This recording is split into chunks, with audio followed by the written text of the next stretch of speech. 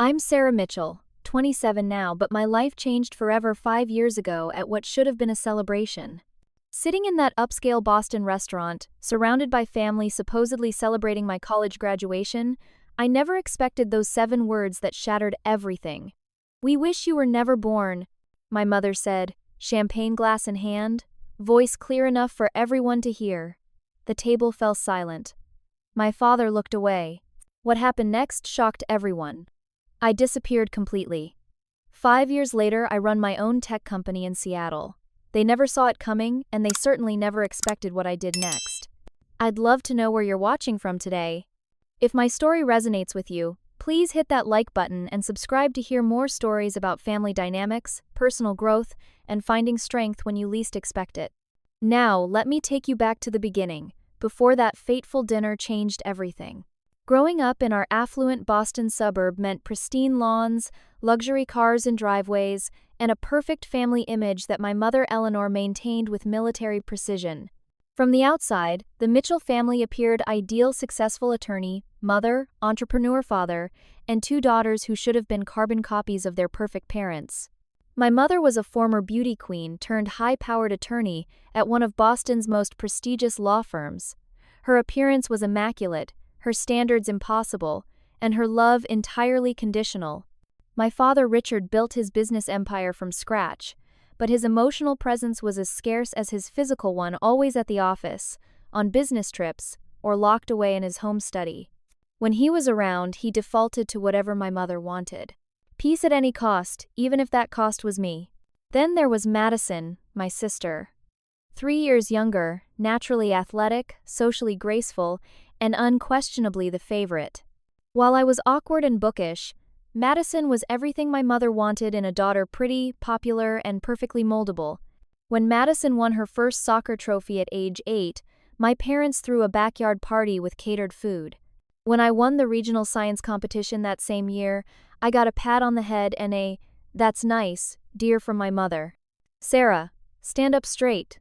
No one will ever take you seriously if you slouch," my mother would snap in public, adjusting my posture with painful pinches to my shoulder.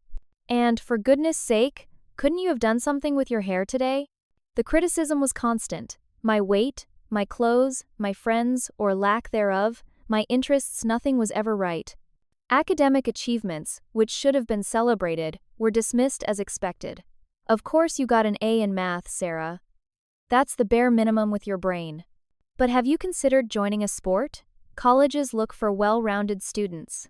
My grandparents, my father's parents, were my saving grace.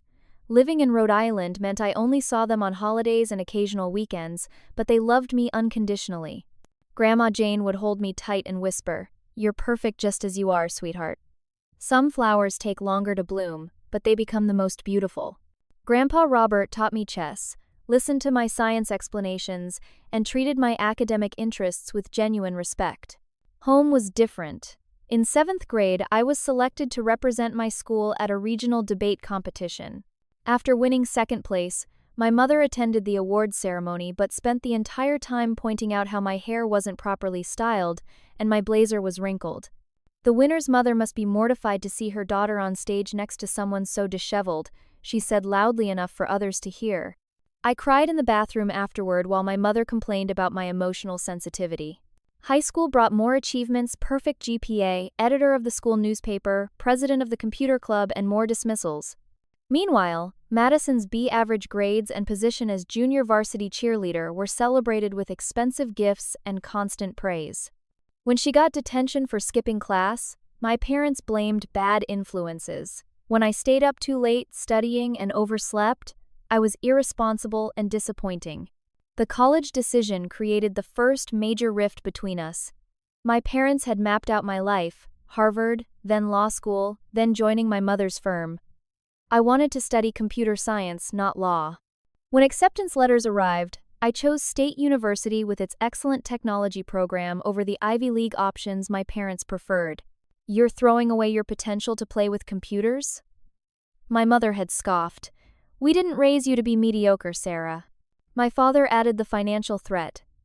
"If that's your choice, don't expect us to fund this little rebellion." I took out student loans and applied for every scholarship available. my grandparents secretly helped with textbooks and living expenses. This small act of defiance awakened something in me, the realization that I could make my own choices, even with consequences. Years of constant criticism had left their mark. I developed anxiety, second-guessed every decision, and became an expert people-pleaser with everyone except my immediate family. I apologized constantly, even for things that weren't my fault. My self-worth was non-existent, and I truly believed that something was fundamentally wrong with me. What I didn't realize was that college would change everything, and that graduation dinner would be the final breaking point that no one, especially not my parents, saw coming. State University became my sanctuary. 3 hours and a world away from my parents' constant criticism. For the first time, I could breathe without someone measuring the depth of my inhale. My dorm room was tiny, but it was mine to decorate however I wanted. No mother to criticize my childish posters or impractical organization system. It was during freshman orientation that I met Jessica Alvarez, who would become my best friend and later, my lifeline. Jess was everything I wasn't: confident, outspoken, and unapologetically herself. We were paired as roommates by random chance, but it felt like fate. "Your parents sound like nightmare fuel," she said after hearing a condensed version of my upbringing. "You know that's not normal, right?" I didn't know. Not really. Computer science classes felt like coming home to a place I'd never been. The logical structures, the problem-solving, the satisfaction of creating something from nothing but code, I thrived in ways I never had before. By sophomore year, I was at the top of my class, earning the attention of professors who saw potential in me. Dr. Amelia Chen became more than just my advanced programming professor. She became my mentor. A brilliant woman who had broken through the male-dominated tech industry, she recognized something in me that my own mother never had. "You have a natural talent for cybersecurity, Sarah," she told me after I completed an extra credit project. "Have you considered specializing in that direction? The industry needs sharp minds like yours." With her guidance, I secured an internship at TechShield, a growing cybersecurity firm, during my junior year. The experience confirmed what Dr. Chen had seen. I had an intuitive understanding of systems and their vulnerabilities. For once in my life, my analytical mind was an asset, not something that made me too serious or no fun, as my mother often complained. Meanwhile, Madison was struggling at Dartmouth, the Ivy League school my parents had proudly sent her to with full financial support. She partied more than she studied and was placed on academic probation by the end of her freshman year. By sophomore year, she had dropped out entirely. The double standard was glaring. Madison moved back home with minimal consequences, while I was still the disappointment despite maintaining a 4 gigapascals and securing prestigious internships. "Your sister is just finding herself," my mother explained during one of our infrequent phone calls. "Not everyone is suited for academic pressure. Madison has social intelligence that will take her further than any degree." The unspoken comparison hung in the air. "Unlike you." My weekly therapy sessions with Dr. Winters, which I paid for using my internship money and kept secret from my parents, helped me recognize the toxic patterns in my family. "What you're describing is classic golden child and scapegoat dynamics," she explained. "It has nothing to do with your worth as a person and everything to do with your parents' issues." It was during junior year that I met Thomas Reynolds in an advanced networking class. Quiet and thoughtful with kind eyes, he was the first person I dated who saw past my carefully constructed walls. Our relationship developed slowly, built on mutual respect and shared interests. With Thomas, I learned that love shouldn't come with conditions or constant criticism. "Your laugh is my favorite sound," he told me once, after I apologized for being too loud. "Never apologize for joy, Sarah." Through all these positive changes, I maintained contact with my grandparents, our bond growing stronger as I gained independence.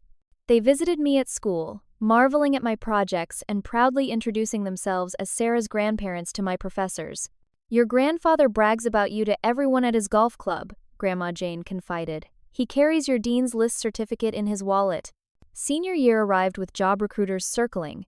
My internship at TechShield had turned into part-time employment, and they made it clear they wanted me full-time after graduation. Other offers came in as well, including one from Sentinel Securities in Seattle, a position that would put me at the cutting edge of the industry with a salary that made me dizzy to consider. As graduation approached, A small, persistent hope flickered in my chest. Maybe now, with tangible success in hand, my parents would finally see my worth. Maybe the prestigious job offers, the academic honors, the industry recognition would finally be enough. Maybe, at the graduation dinner they insisted on hosting, they would finally say they were proud of me. I spent hours choosing the perfect outfit for the dinner, professional but stylish, something my mother couldn't criticize. I rehearsed how I would present my accomplishments, careful not to sound boastful but confident enough to command respect. I practiced responses to potential criticisms. I was prepared for anything. Anything except what actually happened. Le Ciel Bleu was Boston's most exclusive French restaurant, requiring reservations months in advance unless you were Richard Mitchell who knew people. Crystal chandeliers cast a soft glow over white tablecloths and sterling silver place settings. It was exactly the kind of place my mother loved, expensive enough to impress and formal enough to restrict any genuine emotion. My father had reserved the private dining room, a statement in itself about the importance of the occasion. As I entered, the knot in my stomach tightened. Everyone was already seated, my parents at the head of the table, Madison beside them, my grandparents, Uncle Philip and Aunt Claire, and my cousins Emma and Jacob. "Sarah, darling, finally," my mother said, checking her Cartier watch. "We were about to order without you. I was 5 minutes early." My father stood to pull out my chair, his greeting a formal nod before he signaled the waiter. "We'll have your best champagne. We're celebrating tonight." Grandma Jane reached across the table to squeeze my hand, her eyes warm. "We're so proud of you, sweetheart." The first course arrived with my father's practice speech about family legacy and achievement. I sat straighter, waiting for acknowledgement of my specific accomplishments, but it never came. Instead, he pivoted to a general toast about Mitchell children making their way in the world. When the sommelier poured the champagne, I seized the moment. "I actually have some news to share," I said, my voice steadier than I felt. "I've accepted a position at Sentinel Securities in Seattle.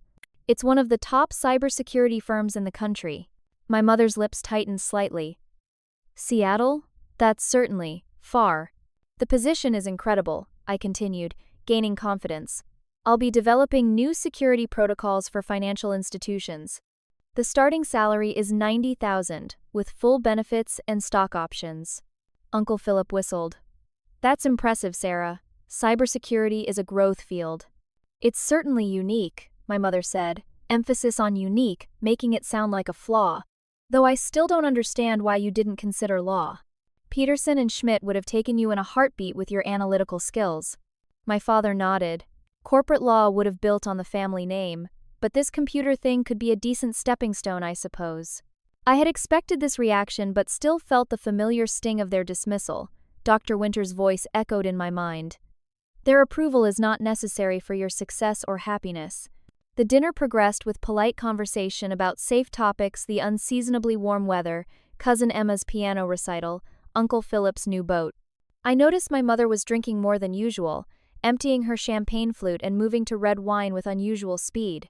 As the main course arrived, Madison cleared her throat dramatically. "Since we're sharing news," she said, extending her left hand to display a massive diamond ring, "Tyler and I are engaged."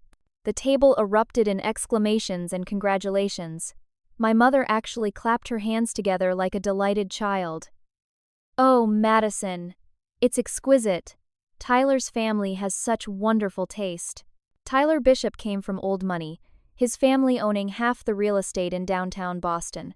Their relationship had been rocky at best, with multiple breakups over the 2 years they'd been dating, often due to Tyler's partying and rumored infidelity. None of that seemed to matter now. "We're thinking a June wedding at the Bishop estate," Madison continued, basking in the attention. "Mrs. Bishop already spoke with the governor about attending." "This calls for more champagne," my father announced, signaling the waiter again. "My beautiful daughter, engaged to a bishop. What more could we ask for?" The subtext was clear. This was the real celebration of the evening. My graduation and job offer were merely the excuse for the dinner, not its purpose. I tried once more as dessert was served. The position at Sentinel actually came with a signing bonus that will help me get established in Seattle. I'm looking at apartments next week. My attempt to redirect the conversation failed completely. My mother was now fully focused on wedding plans, discussing potential venues, dresses, and flower arrangements with Madison and Aunt Claire. My father was explaining to Uncle Philip how the Bishop connection would benefit his business. Only my grandparents seemed to remember why we were supposedly there. Grandpa Robert raised his glass toward me. To Sarah, who has worked incredibly hard and earned every bit of her success. We couldn't be prouder. My mother paused mid-sentence about bridesmaids' dresses, her face flushing from the alcohol. Yes, Sarah graduated. As expected, she's always been good at schoolwork. Eleanor, my grandmother said, quietly, warning in her tone. But my mother wasn't stopping. She turned to me, eyes slightly unfocused. Though I still don't understand why you had to pick that state school when you had Harvard and Yale offers. But that's Sarah for you, always making things difficult. The table fell uncomfortably silent. My father should have intervened, but as always, he stared into his wine glass, a spectator to my humiliation. I didn't make things difficult, I said, my voice surprisingly calm. I made my own choices, and they've worked out well for me. Your own choices, my mother repeated with a harsh laugh. Always contrary, always having to prove something. Do you know how much easier life would have been if you'd just followed the path we laid out for you? Madison understands family loyalty. Madison appreciates what we've built. Madison at least had the grace to look uncomfortable. Mom, maybe we should order dessert. No, I'm saying what needs to be said, my mother interrupted, words slurring slightly. We've spent years trying to help Sarah fit into this family, into our world. And what do we get? She moves across the country the first chance she gets. Eleanor, that's enough, my father finally said, but without conviction. My mother's face contorted with a bitterness I'd seen directed at me my entire life, but never so openly in front of others. You know what, Richard? I'm tired of pretending. We wish you were never born, Sarah. Madison has always been the daughter we wanted. The words hung in the air like shattered glass. My grandparents gasped. Aunt Claire covered her mouth. My cousins stared at their plates. Madison looked horrified. And my father said nothing. He looked away, his silence confirming what I'd always suspected but never wanted to believe he agreed with her. I felt strangely calm as I placed my napkin beside my half-eaten chocolate soufflé, stood up, and looked directly at my mother. Thank you for making that perfectly clear, I said, my voice steady despite the earthquake happening inside me. Now I can stop hoping for something that was never possible. I walked out of the private dining room, through the elegant restaurant, and into the warm May evening where Jessica waited in her car, as we'd planned my escape route if things went badly. I hadn't expected to need it, but some part of me had known. As I slid into the passenger seat, the tears finally came, my body shaking with sobs that had been building for 22 years. Drive, I managed to say through my tears. Just drive. Behind us, I could hear my grandfather's voice calling my name, but I didn't look back. Jessica's apartment became my sanctuary that night. We sat on her worn couch, surrounded by empty ice cream containers and tissues, as I cycled through shock, grief, and a strange, hollow numbness. The words kept replaying in my mind. We wish you were never born. They can't take back those words, Sarah, Jessica said, fierce loyalty in her eyes. That's who they really are. You finally have the truth. The truth. As painful as it was, there was something oddly freeing about having confirmation of what I'd suspected all along. No more pretending, no more hoping. No more trying to earn love that would never be given. I slept on Jessica's couch, waking to dozens of missed calls and texts from my grandparents, from Madison, even a few from my father, nothing from my mother. I couldn't bring myself to read any of them yet. That morning, looking at Jessica's mismatched dinnerware and IKEA furniture, I felt a strange clarity descend. I knew exactly what I needed to do. I'm going to disappear, I announced as Jessica shuffled into the kitchen, hair tousled from sleep. She paused mid-yawn. What do you mean, disappear? I'm taking the Seattle job. I'm moving across the country. And I'm not telling them where I am or how to reach me. Complete radio silence. Jessica poured us both coffee. That's not disappearing, Sarah. That's just moving away. No, I mean really disappear. New phone number, no forwarding address, minimal social media that they can't access. I'll be a ghost to them. That afternoon, I had an emergency session with Dr. Winters. Her office had always felt safe, with its soft blue walls and comfortable chairs, but today it was a war room where I was planning my escape. "What your mother said was emotional abuse, Sarah," Dr. Winters confirmed, "and your father's silence was complicity. Your reaction wanting to protect yourself by creating distance is completely understandable." "Is it childish?" I asked, the doubt creeping in. "Running away instead of confronting them?" "This isn't running away," she said firmly. "This is setting a boundary. There's a difference between reacting emotionally and responding protectively. You're doing the latter." With Dr. Winter's support and Jessica's help, Operation Disappearance took shape over the next few days. Thomas joined our planning sessions, bringing his methodical mind to the logistics. "If you're serious about this," he said, "we need to be thorough. Your father has resources. He could hire someone to find you if he wanted to." I accepted the Seattle job offer formally, negotiating an early start date. The HR representative was understanding when I explained I needed to relocate quickly for family reasons. If only she knew how accurate that was. My next step was financial independence. I still had a joint bank account that my parents had access to, a remnant from childhood that I'd never changed because it seemed easier not to rock the boat. Now, I opened a new account at a different bank and transferred every penny before they could freeze or empty it. "They might see that as stealing," Thomas warned. "It's my money," I replied. "From my internships, my campus jobs, my scholarships, I earned every cent." While my parents were at a charity function the following weekend, I returned to their house to collect essential documents and irreplaceable items: my birth certificate, social security card, passport, childhood photographs, and the few pieces of jewelry my grandparents had given me over the years. I left behind everything else: clothes, books, mementos. Material things could be replaced. My peace of mind couldn't. The hardest part was meeting with my grandparents. I couldn't disappear without telling them goodbye, but I also couldn't risk them accidentally revealing my whereabouts to my parents.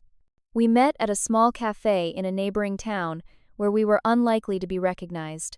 "We understand," Grandma Jane said, tears in her eyes as I explained my plan.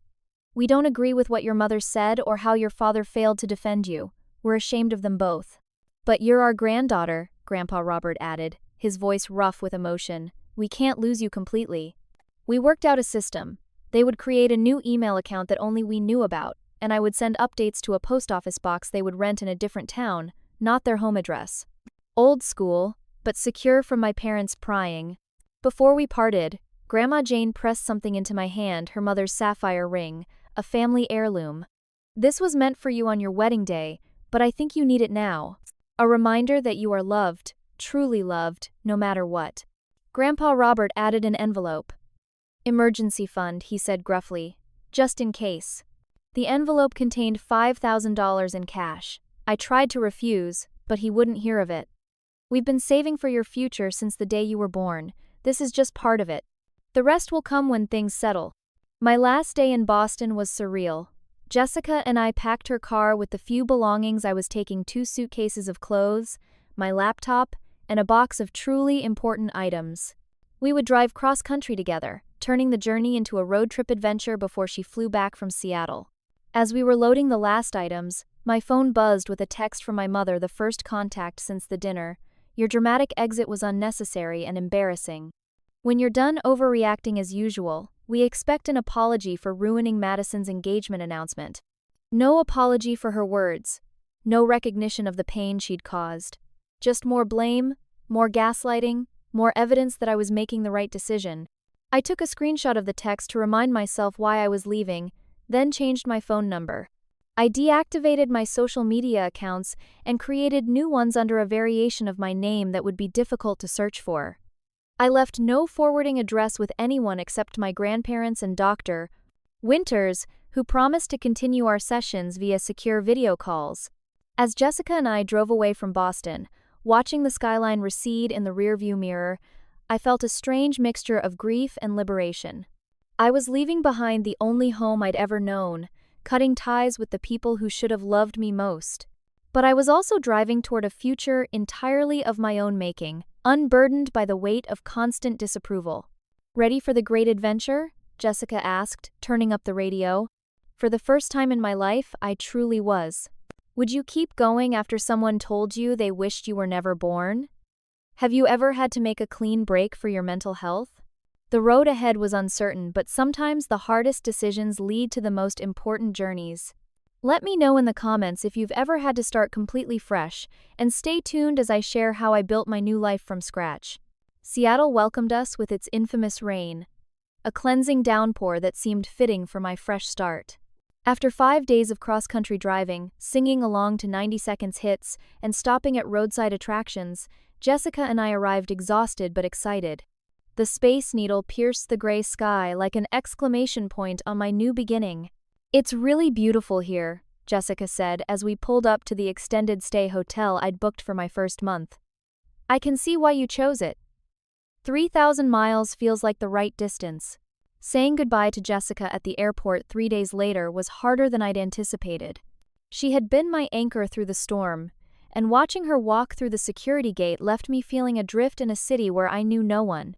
"Call me every day," she insisted, hugging me tight.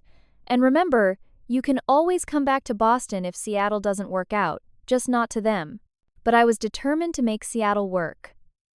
My tiny studio apartment, found with the help of a relocation specialist from Sentinel Securities, was sparse but mine. A bed, a desk, a small dining table, and a couch purchased from a secondhand store constituted my entire household. The minimalism felt appropriate. I was building from the ground up, in every sense. My first day at Sentinel was overwhelming. The company occupied 3 floors of a downtown high-rise, with views of Puget Sound, the office all glass and steel, and cutting-edge technology. My team leader, Marcus, was direct but kind as he showed me around. "We're expecting great things from you, Sarah," he said. "Your coding test results were some of the best we've seen from a new graduate." My immediate team included Raj, a brilliant systems architect with a dry wit, and Layla, a penetration tester whose ability to find vulnerabilities in seemingly secure systems was uncanny. They became my first friends in Seattle, inviting me to lunch that day and happy hour the following week. "New city, new job, new apartment, that's a lot of change at once," Layla observed over craft beers at a local pub. "What prompted the cross-country move? Running towards something or away from something?" "Both," I admitted, surprised by my honesty. "Family complications and a great opportunity." "Say no more," Raj nodded. "Family can be complicated. We're your work family now, and we have a strict no-complication policy." If only it were that simple. Despite the distance, my family situation shadowed me. The first few weeks, I constantly checked over my shoulder, half expecting to see my father or one of his business associates. I jumped when my phone rang with unknown numbers. I kept my new social media accounts locked down and used a variation of my name professionally. Weekends were the hardest. While my colleagues returned to their families or met with established friend groups, I wandered Seattle alone, trying to feel connected to my new home. I explored Pike Place Market, took ferry rides to nearby islands, hiked the surrounding mountains, and found a favorite coffee shop where the baristas began to recognize me. Slowly, the city began to feel less foreign. My grandparents were my lifeline to my old world.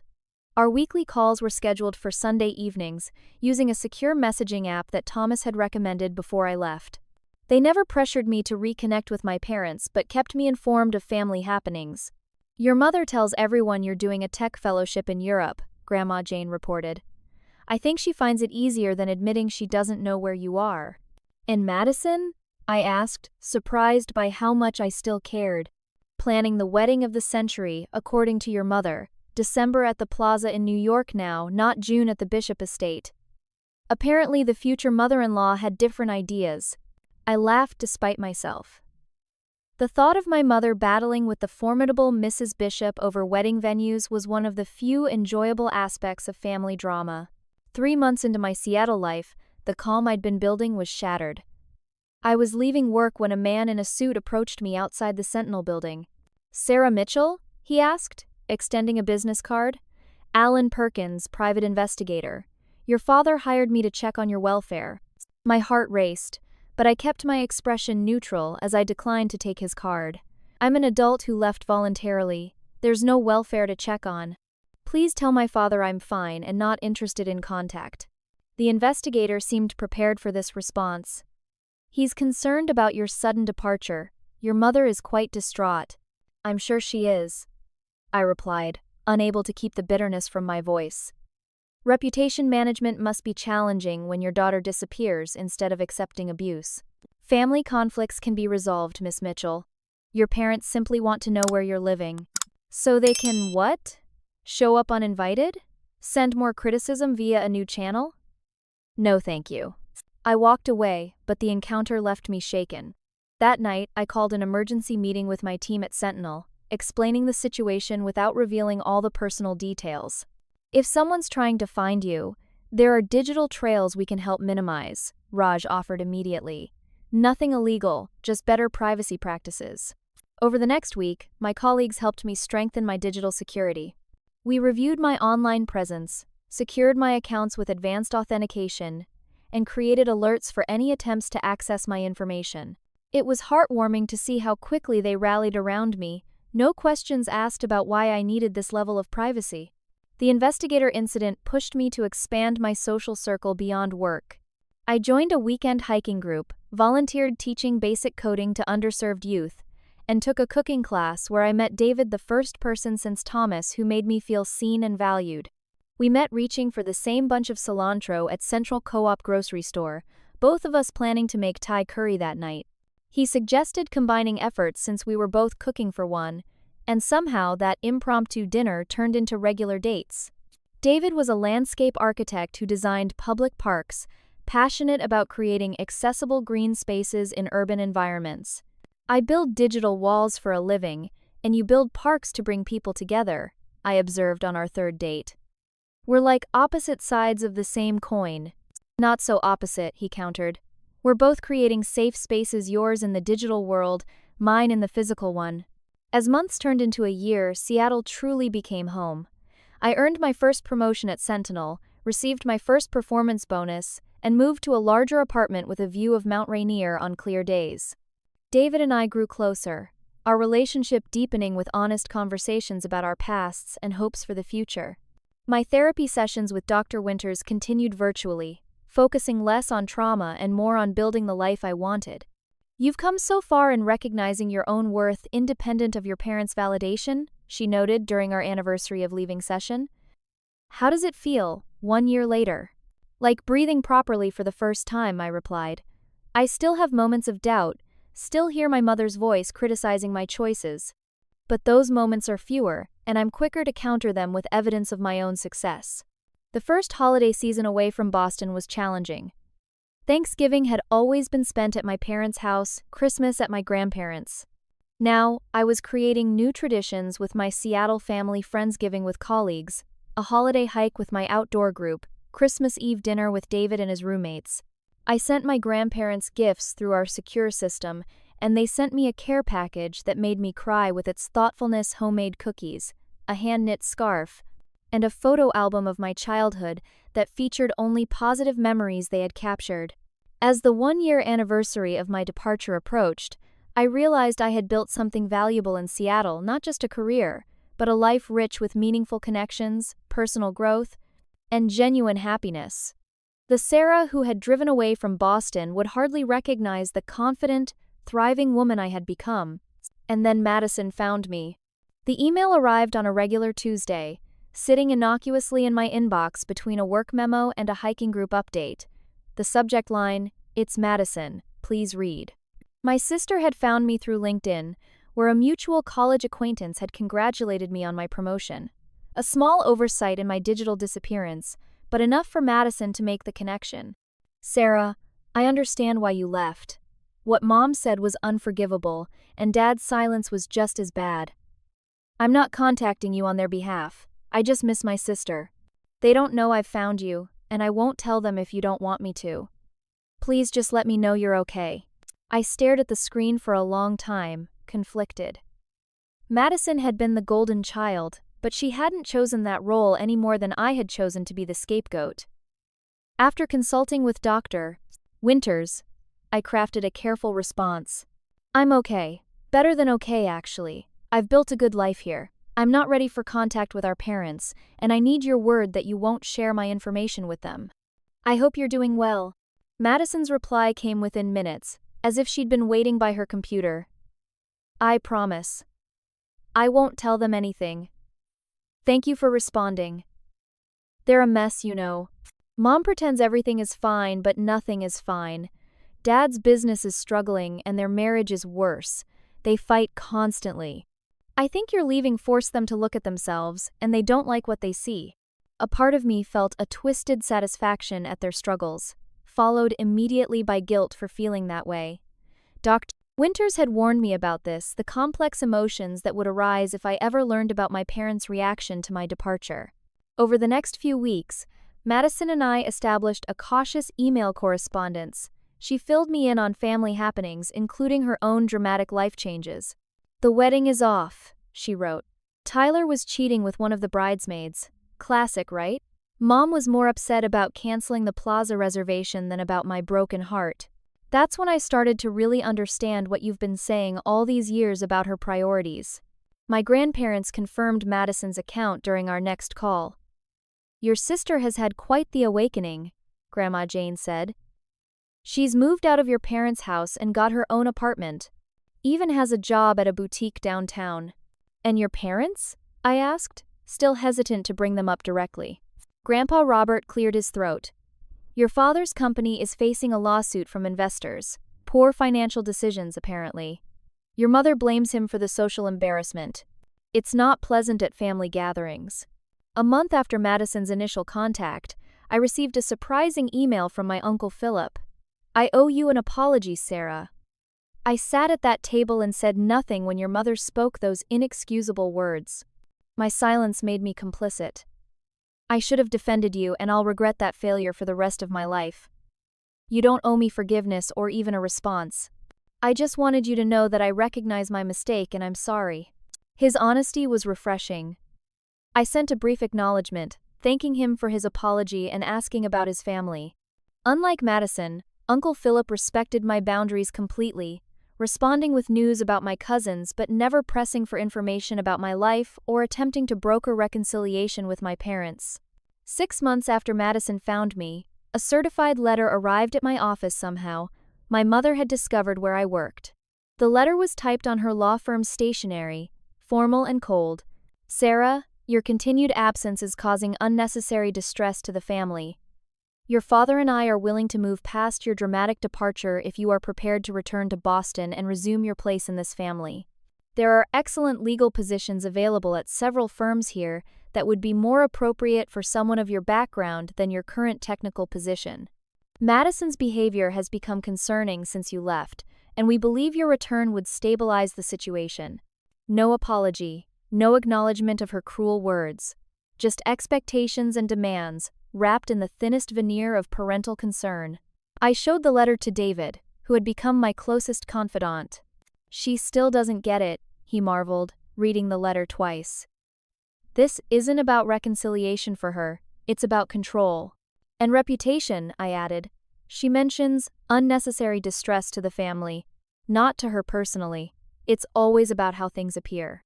I didn't respond to the letter, but I did call my grandparents to warn them that my mother might escalate her attempts at contact. She's already tried to get your address from us, Grandpa Robert confirmed. Claims she wants to send you a birthday gift. We didn't believe her for a second. In the fall, my father joined the campaign. Financial documents from his company began arriving in my work email, along with cryptic messages about family business concerns that required my input as a Mitchell. Reading between the lines, it appeared his company was indeed in serious trouble, and he was hoping for either financial assistance or technical expertise to salvage the situation. The irony, I told Jessica during our weekly video call, after dismissing my career choice, he now thinks my technical skills can save his company. Are you going to help him? She asked. No, I said, surprised by my own certainty. His business problems aren't my responsibility. Besides, from what I can tell from these documents, the issues go deeper than anything I could fix remotely. He made bad investments and ignored industry changes. No amount of cybersecurity expertise can solve that. As Christmas approached, cards and emails increased in frequency. A holiday card arrived from my parents with a generic family photo, and the message, Come home handwritten at the bottom. No specifics, no apology, just the assumption that I would interpret home as their house rather than the life I had built for myself. The most difficult moment came when Madison's wedding invitation arrived. Despite the broken engagement to Tyler, she had met someone new, a kindergarten teacher named James who, according to my grandparents, was everything that Tyler wasn't. Kind, loyal, and completely in love with Madison. The invitation included no personal note, just the formal card and RSVP.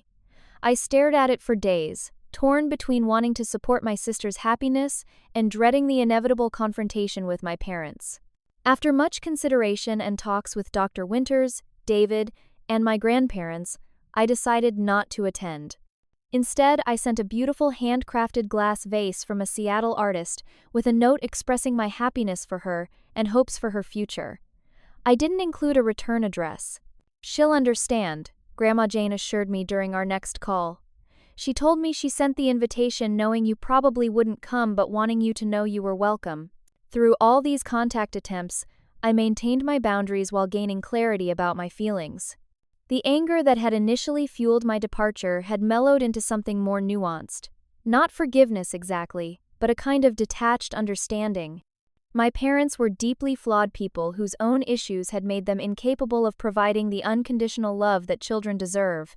Their failings were not my responsibility to fix, and their approval was no longer necessary for my happiness.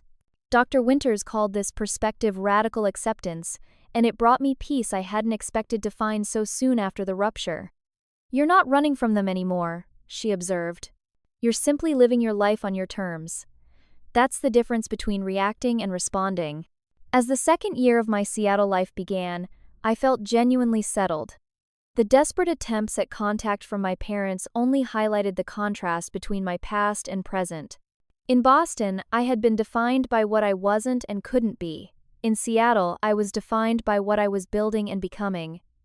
The difference was transformative. By my third year in Seattle, Sentinel Securities had become more than just my employer, it was the foundation of my professional identity.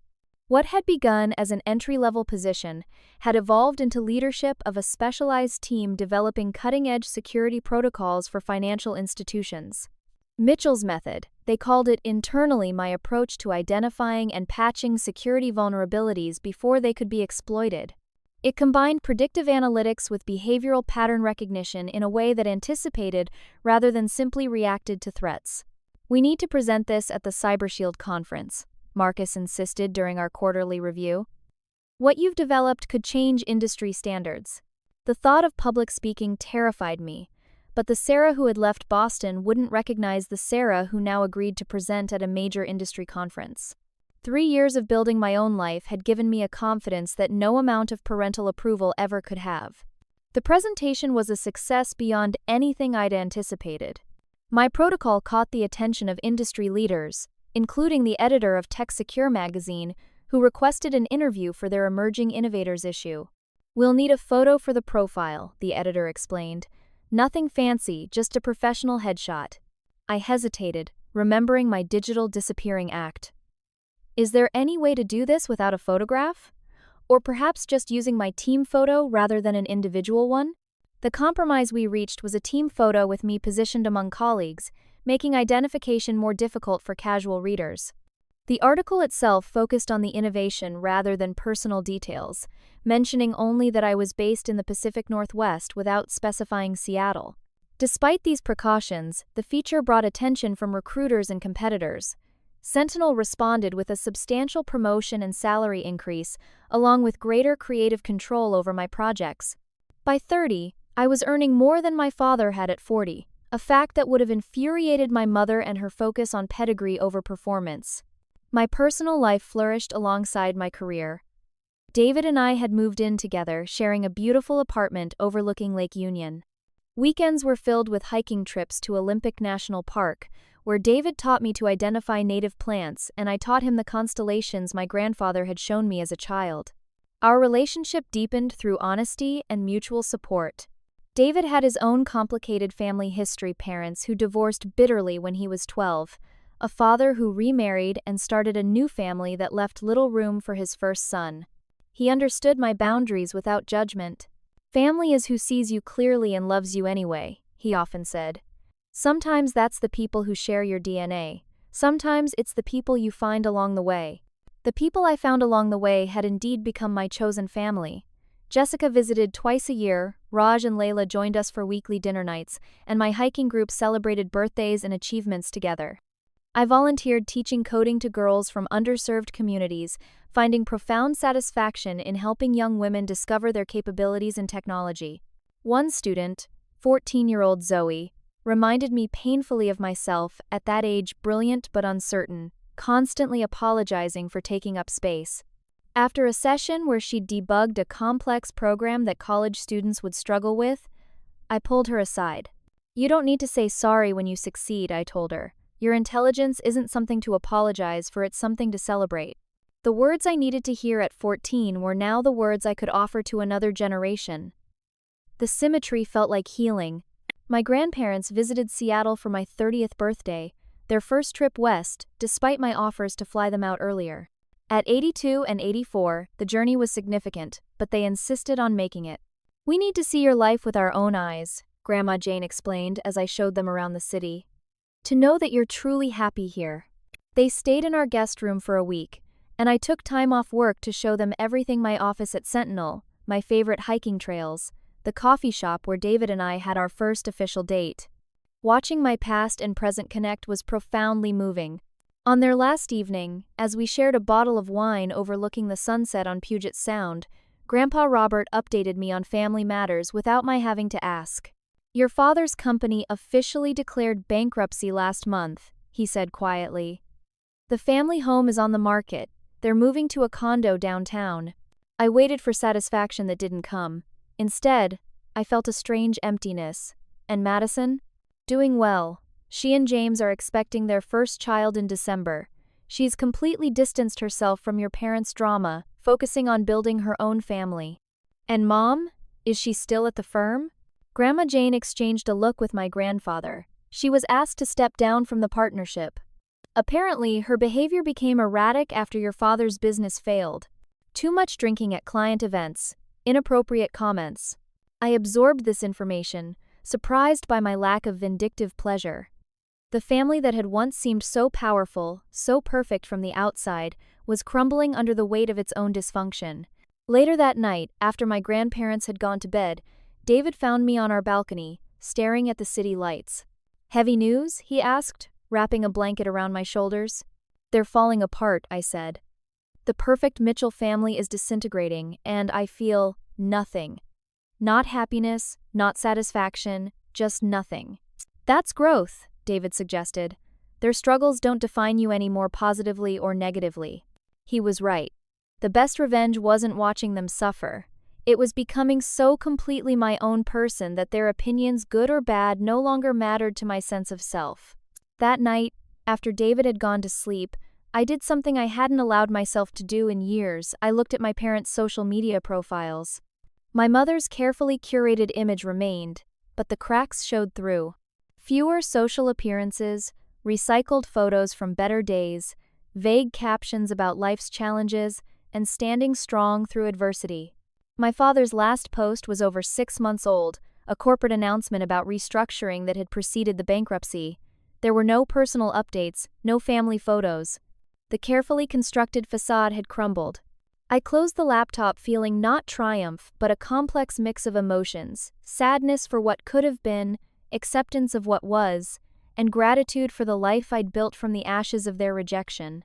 3 years after hearing those devastating words at my graduation dinner, I had become someone even my younger self wouldn't have dared to imagine: successful, confident, and genuinely happy. The ultimate revenge wasn't making them hurt as they had hurt me. It was proving that their worst fear, my independence, had become my greatest strength. The call came on an ordinary Tuesday in April, 4 years after I'd left Boston. David answered my phone while I was in the shower, something he'd never done before. "Sarah," he called through the bathroom door, voice tight with concern. "It's your grandfather. Your grandmother had a heart attack." My world tilted on its axis as I grabbed the phone, water still dripping from my hair. "Grandpa? How bad is it?" "She's stable now," he answered, his voice rough with exhaustion. But it was serious, Sarah. Triple bypass surgery tomorrow morning. I'm coming, I said without hesitation. I'll be on the next flight. The decision was instantaneous and absolute. For 4 years, I had maintained my distance from Boston, building a life 3,000 miles away from the pain of my past. But some bonds transcended hurt. My grandparents had been my safe harbor in the storm of my childhood. I wouldn't fail them now. David immediately offered to come with me. You shouldn't face this alone, he insisted as I threw clothes into a suitcase. I need you here, I countered, surprising myself with the calm in my voice. This is something I have to do alone. Within hours, I was on a red-eye to Boston, my mind racing with both worry for my grandmother and anxiety about potentially encountering my parents. I had no plan for handling the latter, but my priority was clear: be there for the 2 people who had always been there for me. Rhode Island Hospital was a maze of antiseptic hallways and fluorescent lights. Following my grandfather's directions, I found the cardiac care waiting area where he sat alone, looking smaller and frailer than I remembered. Sarah, he whispered as I approached, rising shakily to his feet. You came. I embraced him gently, feeling the bones beneath his sweater. Of course I came. How is she? Resting now. Surgery scheduled for 8 tomorrow morning. His eyes filled with tears. She made me promise to call you. Said she needed to see your face, just in case. The implications of just in case hung heavy in the air between us. I swallowed hard against the lump in my throat. Can I see her? Family only right now, he said, then smiled faintly. But you're more family than anyone. Following a nurse's directions, I found my grandmother's room. She lay connected to monitoring equipment, her silver hair spread across the pillow, face pale but peaceful in sleep. I sat beside her bed, carefully taking her hand in mine, mindful of the IV line. Her eyes fluttered open at my touch. Sarah, you're really here? I'm here, Grandma. I came as soon as Grandpa called. A weak smile curved her lips. My girl. Always said you'd come when it mattered. We talked quietly for a few minutes, her voice growing stronger as we spoke. I told her about Seattle, about David, about my work, all the updates I'd saved for our calls now shared in person. She listened with the same attentive interest she'd always shown in my life, as if memorizing every detail. Sarah, she said finally, squeezing my hand with surprising strength. Promise me something. Whatever happens tomorrow, don't disappear again without resolving things with your parents. Not for them, for you. Carrying that weight forever will only hurt you in the end. I started to protest, but she shook her head. Just promise you'll consider it. That's all I ask. How could I refuse her anything in that moment? I'll consider it, I promised, but my focus now is on you getting better. When visiting hours ended, I joined my grandfather in the waiting room. I got a hotel nearby, I told him, but I'll stay here with you tonight if you want company. No need for a hotel, he replied. Stay at our house. It's empty and you still have your key, don't you? I did. The key to my grandparents' house was the one physical connection to my past I'd never severed, carried on my keychain alongside the keys to my Seattle life. As I left the cardiac unit heading toward the elevator, I was so distracted by worry that I almost collided with someone turning the corner. I'm sorry. I wasn't. The words died in my throat as I looked up into my mother's face. She had aged dramatically in 4 years. Her carefully maintained appearance had slipped gray roots, showing in her once perfect blonde hair, lines etched deeply around her mouth, designer clothes replaced by a simple sweater and slacks. But most striking was her expression, as she recognized me, not anger or defensiveness, but naked shock, followed by something that looked almost like fear. Sarah, my name came out as a whisper. We stood frozen, neither of us prepared for this moment. A passing nurse broke the spell, squeezing between us with a cart. My mother stepped back, her composure visibly returning. I didn't expect your grandfather didn't mention. I just arrived, I said, finding my voice. Grandpa called yesterday about Grandma's heart attack. Yes, of course. She seemed unable to maintain her usual authoritative tone, eyes darting to my face and away again. I was just bringing Robert some dinner. He forgets to eat when he's worried. The mundane practicality of the gesture, my mother bringing my grandfather food, felt surreal in the context of our estrangement.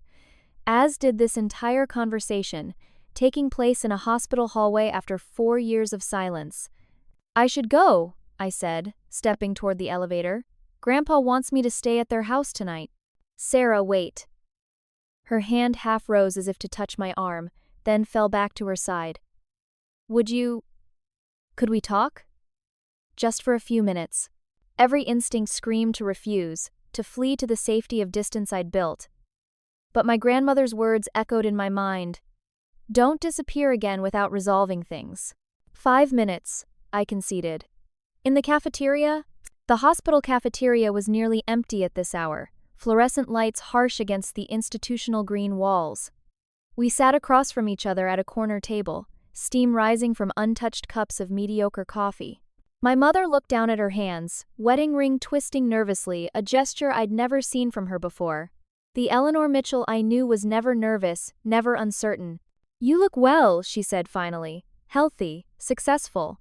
I am, I replied, neutral but not hostile. Seattle agrees with you then.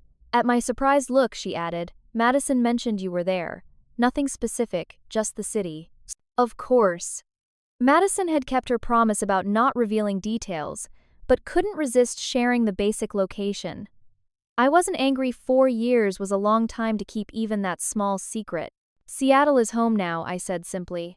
My mother nodded, still avoiding direct eye contact. I imagine you have questions about why I'm here alone, about what's happened. Grandpa mentioned some changes. A bitter smile crossed her face. Changes. Yes, that's one way to put it. Your father moved out 6 months ago. The divorce will be final next month. The house is sold. The firm asked me to take a leave of absence after I had an episode at a partner's dinner. She finally looked directly at me, and I was startled to see tears in her eyes. I don't expect you to care about any of that. You have every right to enjoy watching it all fall apart after what I said to you. What I've said to you your entire life. The admission stunned me. Never had I heard my mother acknowledge her treatment of me, let alone in terms that suggested responsibility rather than justification. I don't enjoy it, I said truthfully. I don't feel anything about it. That's worse, isn't it? That's what I deserve, she laughed, a hollow sound. To become so irrelevant to my daughter's life that she feels nothing about mine. Before I could respond, movement in the cafeteria entrance caught my attention. My father stood there, older and grayer, expensive suit replaced by khakis and a rumpled button-down shirt. His eyes moved from my mother to me, widening in recognition. Sarah? He approached slowly, as if I might vanish if he moved too quickly. You're here. You're really here. I stood, instinctively creating distance. For Grandma. I'm here for Grandma. He nodded, accepting this limitation, then did something I'd never seen in my entire life. Richard Mitchell began to cry. Not dignified tears, but raw, ugly sobs that bent him forward, hands braced against the cafeteria table. I'm sorry, he managed between gasps. I'm so sorry, Sarah. I failed you. I failed everyone. My mother, astonishingly, reached out to steady him, her own composure cracking. Richard, please. Not here. I stood paralyzed, watching my formidable parents reduced to vulnerable, broken humans in a hospital cafeteria. These diminished figures bore little resemblance to the towering presences of my childhood, the mother whose criticism could cut like a knife, the father whose silence carried the weight of mountains. I should check on Grandpa, I said, needing escape from this surreal scene. Sarah, please. My father straightened, struggling for control. Just, are you well? Are you happy? That's all I need to know. The simple question, asked with what appeared to be genuine concern rather than judgment, caught me off guard. Yes, I answered honestly. I have a good life. A life I built myself. Relief washed over his face. Good, that's good. We agreed to meet the next morning before my grandmother's surgery, neutral territory, limited time, specific purpose. As I left the cafeteria, I felt strangely hollow, as if the confrontation I'd both dreaded and rehearsed for years had been replaced by something entirely unexpected. At my grandparents' house, I called David, desperate for connection to my real life. They're different, I told him, trying to articulate the strangeness of the encounter. Broken, human. People change when their worlds collapse, he observed. The question is whether it's genuine growth or just situational adaptation. I don't know if I care which it is, I admitted. I don't need them to be better people. I just need to get through this week for Grandma's sake. The next morning brought unexpected news. My grandmother's surgery was being delayed by 24 hours due to a minor complication requiring additional medication. The extended timeline meant more potential interaction with my parents, something I hadn't prepared for. In the hospital cafeteria again, my father arrived alone, explaining that my mother had a therapy appointment she couldn't miss. She's been seeing someone for 2 years now, he said, stirring sweetener into his coffee. It's helping, I think. Too late for us, but helping her understand what went wrong. I listened as he outlined, with surprising self-awareness, the collapse of their carefully constructed life. His business failures, her drinking, their mutual inability to acknowledge problems until everything imploded. Madison's distancing after her marriage, focusing on building a healthier family than the one she'd grown up in. She was right to pull away, he admitted, just as you were right to leave. We were poisoned together, Eleanor and I, brought out the worst in each other and inflicted it on you girls. There was something disconcerting about hearing my father speak with such honesty. The man I remembered deflected, denied, or remained silent in the face of uncomfortable truths. Why are you telling me this? I finally asked. Because I want you to know that what happened wasn't about you. It was never about you. It was about our failings, our insecurities, our broken parts that we never fixed. He looked down at his hands. You deserved parents who could see your worth. Instead, you got us. The simple acknowledgement that the problem had been them, not me, landed like a physical weight lifting from my chest. For years, therapy had helped me understand this intellectually, but hearing it from my father's lips made it real in a way no therapeutic insight could match. I don't expect forgiveness, he continued. I don't deserve it, but I wanted you to know that I recognize what we did. What I did, through action and inaction. As we parted, he handed me a business card with his new contact information, a modest apartment address, a Gmail account rather than the custom domain he'd once used. If you ever want to reach out, no pressure, no expectations. My grandmother's surgery the next day was successful. The triple bypass performed without complications. As she recovered in the ICU, family members took turns sitting with her and my grandfather. The rotation meant inevitable interaction with my parents, but the hospital setting and shared concern for my grandmother created a strange truce. On my third day in Boston, Madison arrived with her husband James and their 4-month-old daughter Lily. Our reunion was tearful but joyful, both of us acknowledging the years of separation while focusing on the present connection. I wanted you to meet your niece, she said, passing the sleeping infant to me, and her middle name is Sarah. I hope that's okay. Holding Lily Sarah Henderson, I felt a complex web of emotions: grief for the years of sisterhood we'd lost, hope for the relationship we might rebuild, wonder at this tiny person connecting our fractured family. Throughout the week, as my grandmother regained strength and prepared to return home, I maintained careful boundaries with my parents while allowing small moments of civil interaction. We weren't reconciled, but we weren't actively at war either. It was an uneasy peace built on their apparent contrition and my hard-won indifference. Before returning to Seattle, I sat alone with my grandmother in her hospital room. Her color improved, but her energy still limited. I've been thinking about your request, I told her, about resolving things with my parents. She waited, patient as always. I can't forgive them yet, I continued. Maybe not ever completely, but I think I can stop running. Stop letting fear of them control my choices. That's the best I can offer right now. She squeezed my hand. That's more than enough, my dear. Healing isn't about erasing the past. It's about not letting it control your future. As my plane lifted off from Boston Logan Airport, I looked down at the city that had both formed and nearly destroyed me. I wasn't leaving in the same way I had 4 years ago, desperate and wounded, fleeing as much as departing. This time, I was simply returning home to Seattle, to David, to the life I'd built. Boston was just a place now, not a prison I'd escaped. My phone buzzed with a text from David. Coming home today, or just coming back to Seattle? I smiled at his perceptiveness, even from 3,000 miles away. Home, I typed back. Definitely coming home. Summer in Seattle brought perfect blue skies and Mount Rainier standing sentinel on the horizon. visible from the rooftop garden where David proposed 6 months after my Boston trip. The emerald and sapphire ring his grandmother's, reset in a modern design, caught the sunset as he knelt before me. "I don't want perfect," he said, words we'd shared often over our years together. "I want real. And you're the most real thing in my life." Planning our wedding became an exercise in intentional choices rather than automatic traditions. We wanted an intimate celebration focused on the life we were building, not the pasts we'd come from. The guest list reflected our priorities: Seattle friends who had become family, Jessica flying in from Boston, colleagues who had supported us, my grandparents if they were well enough to travel. The question of my parents hung unspoken between us, until David finally brought it up one evening as we addressed invitations. "Have you decided about your parents?" he asked, careful not to influence my response either way.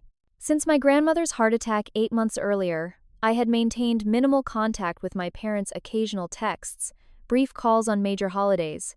Not reconciliation, but not complete estrangement either. They had respected my boundaries, never pushing for more than I offered. "I don't think I want them at the wedding," I said slowly, testing the words. "It's not about punishment anymore, it's about protecting the joy of the day. Having them there would make me tense, waiting for criticism or drama." David nodded, understanding. "So, what feels right to you? No contact about the wedding? An announcement after? A simple card?" We eventually decided on a compromise. I would send them photos but not an invitation, acknowledging the event without including them in it. It was a boundary that felt healthy rather than reactive. My grandparents did make the journey west for our September garden wedding, Grandma Jane now fully recovered and determined not to miss this milestone. They brought with them a small wooden box of family heirlooms, my great-grandmother's pearls, an antique lace handkerchief, sepia photographs of ancestors whose features sometimes mirrored my own. "Family is complicated," Grandma Jane said as we sorted through these treasures the night before the wedding, "but connection matters. These pieces connect you to people who would have loved you fiercely, just as we do." The wedding itself was everything we wanted: simple, genuine, filled with laughter and personal touches. David's vows made me cry and laugh in equal measure. Mine, written on the back of a coffee shop napkin where we'd had our first date, promised honest communication, mutual growth, and the freedom to evolve together. Jessica, as my maid of honor, raised a toast that acknowledged the journey without dwelling in darkness, to Sarah, who taught me that rebuilding can be more beautiful than what was originally planned, and to David, who recognized the architect of her own life when he met her. 2 weeks after returning from our honeymoon in New Zealand, I received an unexpected email from my mother, responding to the wedding photos I'd sent.